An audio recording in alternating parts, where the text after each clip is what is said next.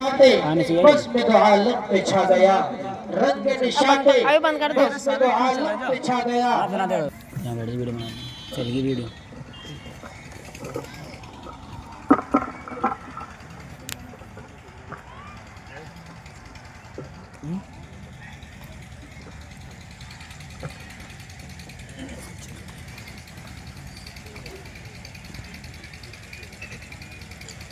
نحمده ونصلي على رسوله الكريم أما بعد فأعوذ بالله من الشيطان الرجيم بسم الله الرحمن الرحيم إن الله اشترى من المؤمنين أنفسهم وأموالهم بأن لهم الجنة وقال النبي صلى الله عليه وسلم خيركم من تعلم القرآن وعلمه او کما قال علیہ الصلاۃ والسلام.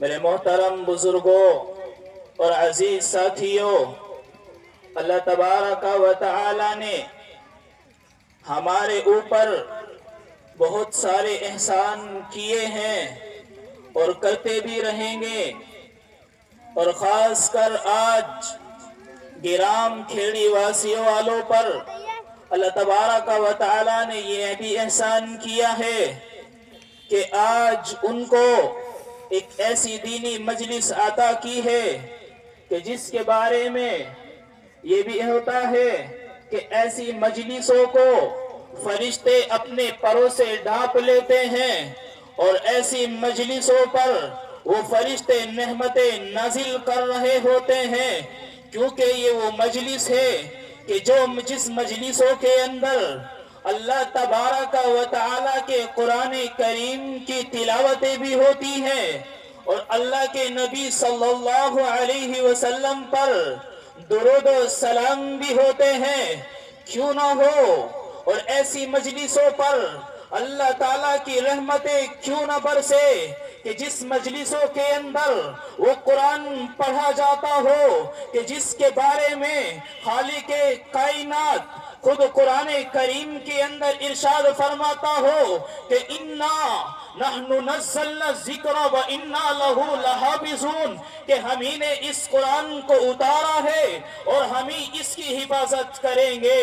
اور یہ وہ قرآن ہے کہ جس کے بارے میں ارشاد بھی ہے کہ ان علینا جمعہ و قرآنا. نہ جانے اللہ نے اس دنیا کے اندر کتنے صحیفے کتنے کتابیں نازل کی ہے، لیکن ایک قرآن ایسی کتاب ہے کہ جس کے بارے میں جس کی حفاظت کی ذمہ داری خود رب ذوالجلال لیتے ہو. توریت بھی آئی، انجیل بھی آئی، زبور بھی آئی، اور نہ جانے کتنے صحیفے آئے، کسی کی حفاظت کی ذمہ داری اللہ تبارک و تعالیٰ نے نہیں لی. آخر جب قرآن کی باری آتی ہے تو فرماتا ہے کہ انا ارسلنا الامانۃ علی السماوات والارض والجبال فابین ان یحملنها واشفقن منها وحملها الانسان انه كان ظلوما جہولا.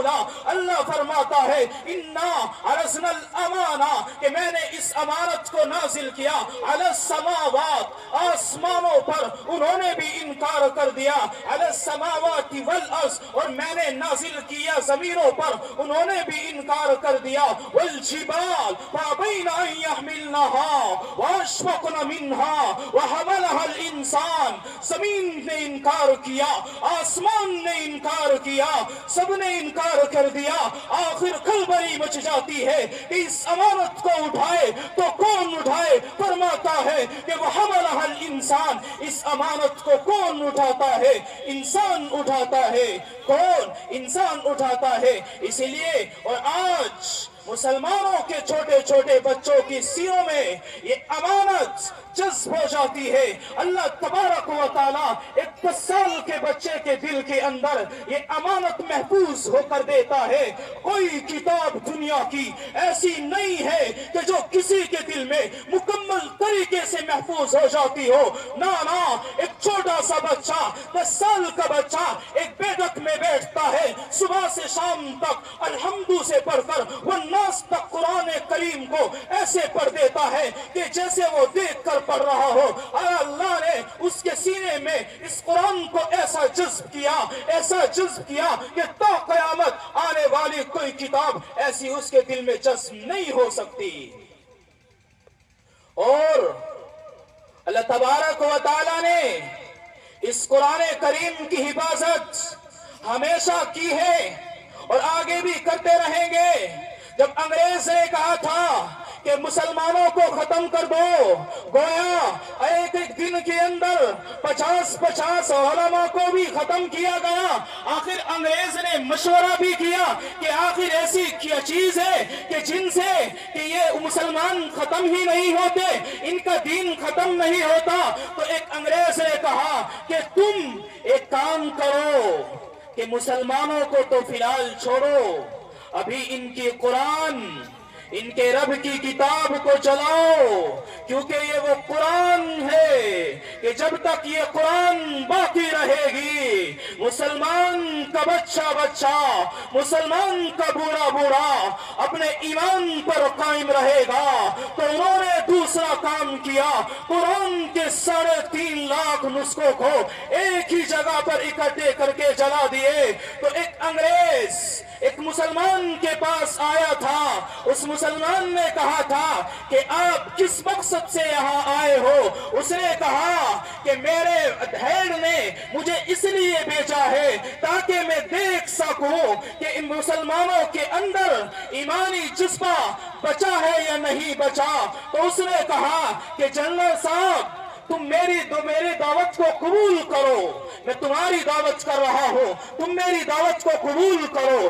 چنانچہ انگریز نے اس کی دعوت کو قبول کیا، وہ اس کے گھر گیا، اس نے ایک اپنا چھوٹا سا بچہ بلایا اور انگریز کے سامنے کھڑا کر اس کو کہا، اے میرے بچے، اس کے سامنے قرآن کریم کی تلاوت کرو۔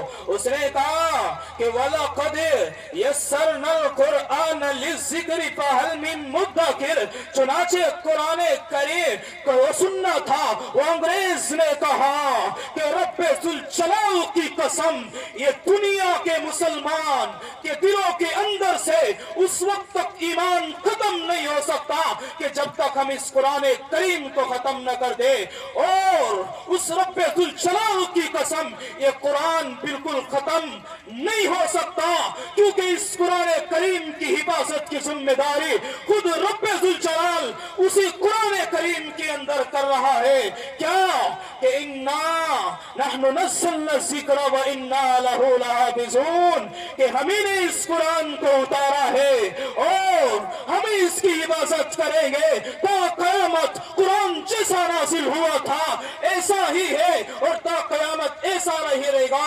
اتارنے والا بھی امین، جس پر اترا وہ بھی امین، اور جس کے دل میں حفاظت کر رہا ہے اللہ تبارک و تعالی۔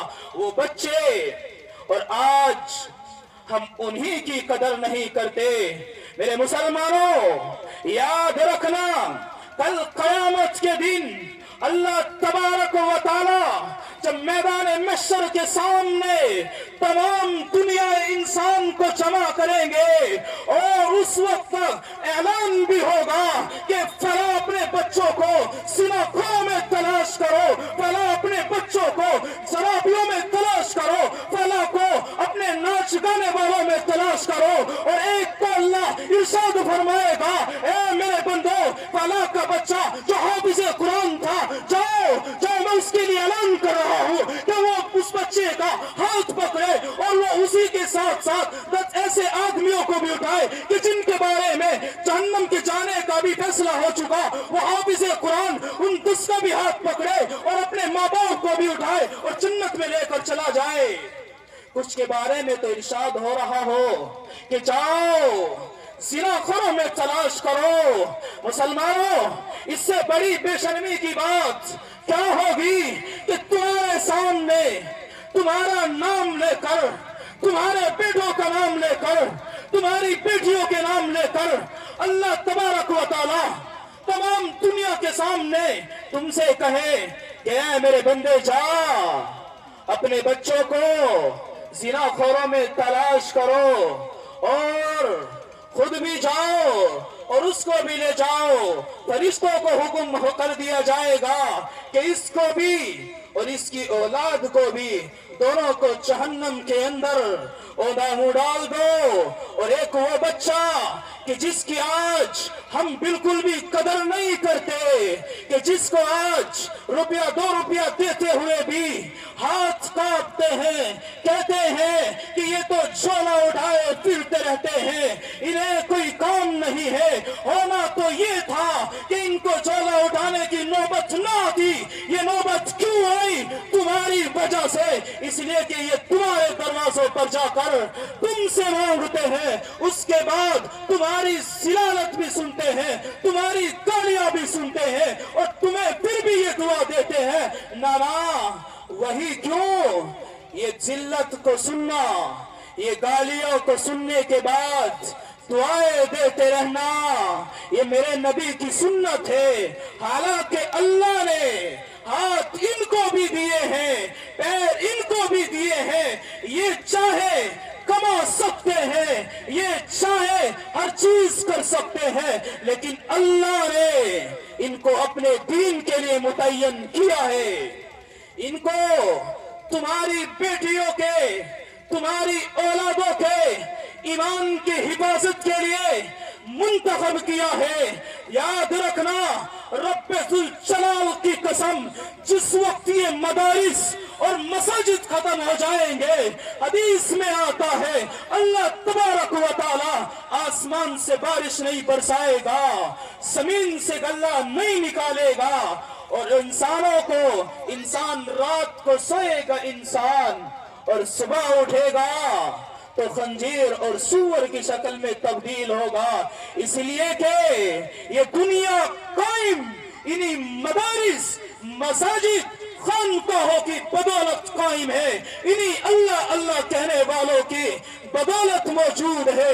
کہ جب تک یہ اللہ اللہ کہنے والے موجود ہیں, یہ مدارس موجود ہے, یہ دنیا کا نظام باقی ہے, اور جب تک یہ باقی رہیں گے تب تک یہ نظام بھی باقی رہے گا.